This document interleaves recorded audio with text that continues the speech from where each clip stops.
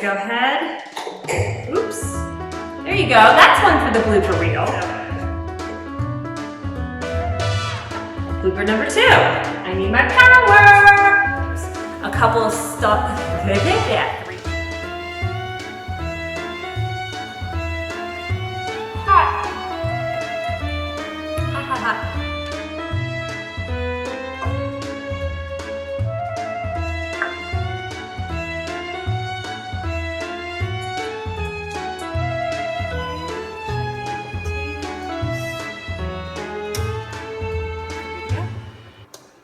Hi, I'm Stacey, and on this edition of Savor, we're talking Thanksgiving side dishes. I'm making potato filling, and if you're like, what's that? Well, it's a Pennsylvania Dutch staple around the holidays, especially Thanksgiving. And this recipe has actually been in my family for as long as I can remember. I want you to think about it as a comforting combination of buttery mashed potatoes and savory stuffing, all the great flavors of Thanksgiving inside. It goes great with gravy, but is rich enough to stand on its own and uses simple ingredients you can find anywhere. Now for this recipe, I'm going to cut it in half because I'm not feeding a holiday crowd, but you can see the full list and all the steps in the comment section below. And don't forget, hit like and subscribe, and even hit that little bell icon so you never miss a new episode. So, what do you say? Let's get started.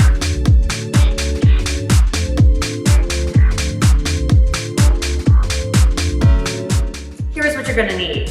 Potatoes. Now, it doesn't matter if you use Russet or Yukon Gold, which I have here, just as long as it's a potato that stands up to a boiling that we usually would make with mashed. A couple of celery stalks, a couple of onions. I prefer sweet onions for this, like Vidalia. You're gonna need some eggs, fresh parsley. Fresh is the key here. Here's something that really makes this unique and what really Pennsylvania Dutch potato filling is all about. We're throwing bread into this. Plain old white bread is perfect. This is actually white made with whole grain, so it looks a little bit browner in color, but this is really gonna be key here. Some chicken stock, and then finally, along with salt and pepper, oh yeah, butter. Lots and lots of butter, because it simply makes everything better. Now the first thing we're gonna do is prep our vegetables, starting with the potatoes. Obviously, we're gonna peel the skins off. It's really funny, I just had read something online about, depending on where you live in the country, what's the most popular side dish for Thanksgiving. On the West Coast, it's mashed potatoes.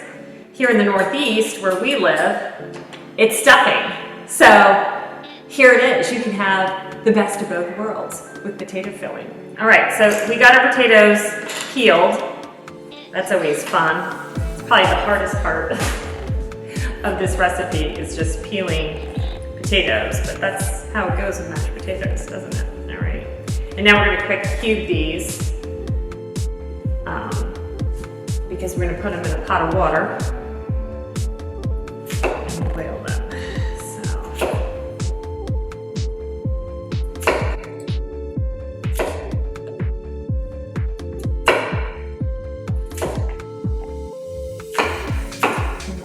So those are done. All right, I'm gonna get these into a pot of cold water. Start boiling these. So while that comes to a boil, let's chop up our celery stalks. Now I'm gonna get this into a rough chop because I have this little nifty chopper that I use to get a nice fine dice. It's called the plum chop. It's pretty cool. Has this double blade. I don't even know if you can find this on the market anymore. We're gonna go ahead and use this for my onion as well. I'm pretty sure the main recipe when you're feeding the crowd calls for 2 cups. In this case, we just need a cup today. Look at that.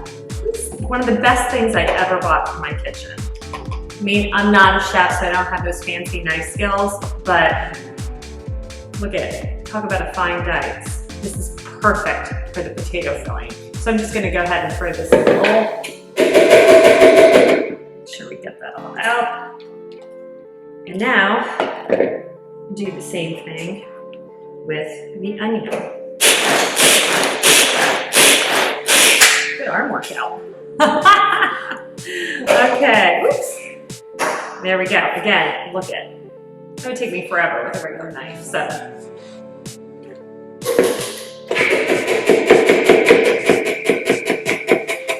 All right, so we did our onion, we did our celery. Again, our potatoes haven't even started boiling yet. So now, what I want to do is chop up, in this case, probably a handful or two of fresh parsley. If you don't have fresh, I get it. You can use your dried. Use half the amount that you would the fresh.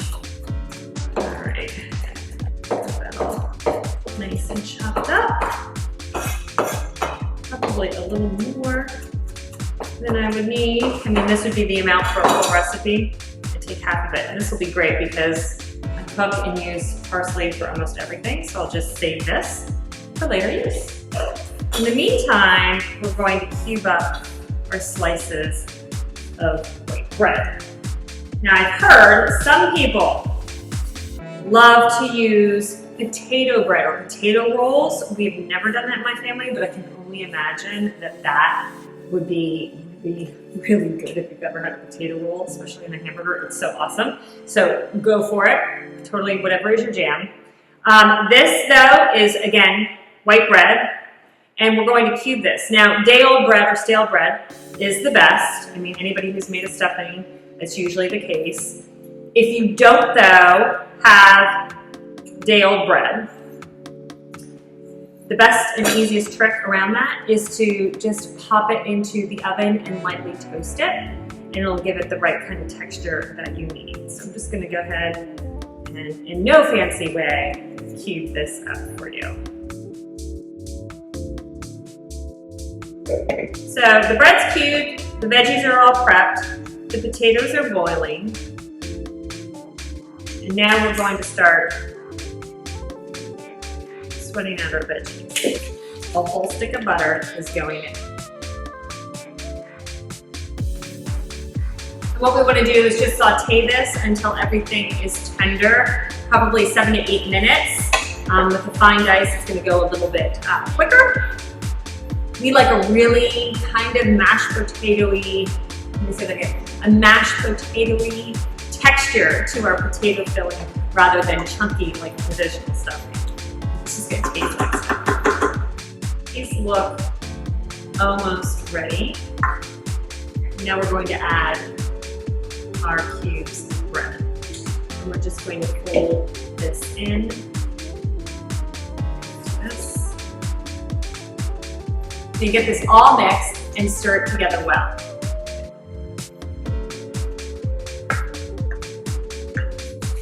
Now, it's time to make the mashed potatoes. And then we're gonna fold the mashed potatoes and the veggie filling together and get it into the oven.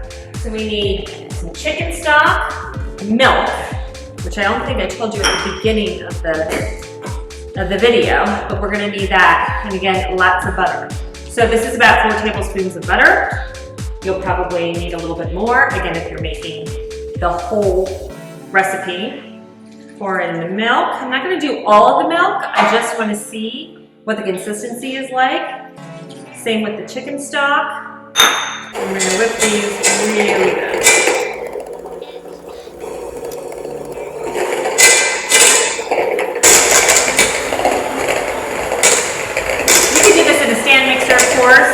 If you like texture and you like it a little bit chunky, use an old-fashioned potato masher. Whatever is your jam.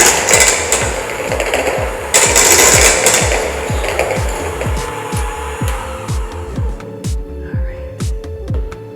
Let's add in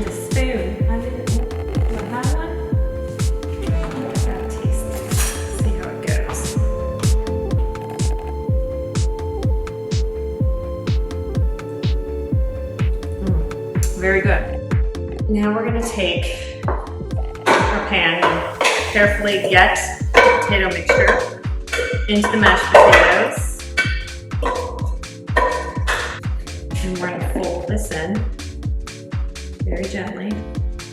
And then we're gonna fold in eggs. And just stir it well, nice and gently, until everything's incorporated in there. So now what you're gonna do is take a casserole dish, the biggest one you've got, at least a 13 by 9. Just set this aside, and you wanna make sure you have it nice and greased, which means just taking a stick of cold butter and rubbing it all over the bottom and all over the sides. And now what we're gonna do, which is so fun, trying to do this one-handed, is get this poured into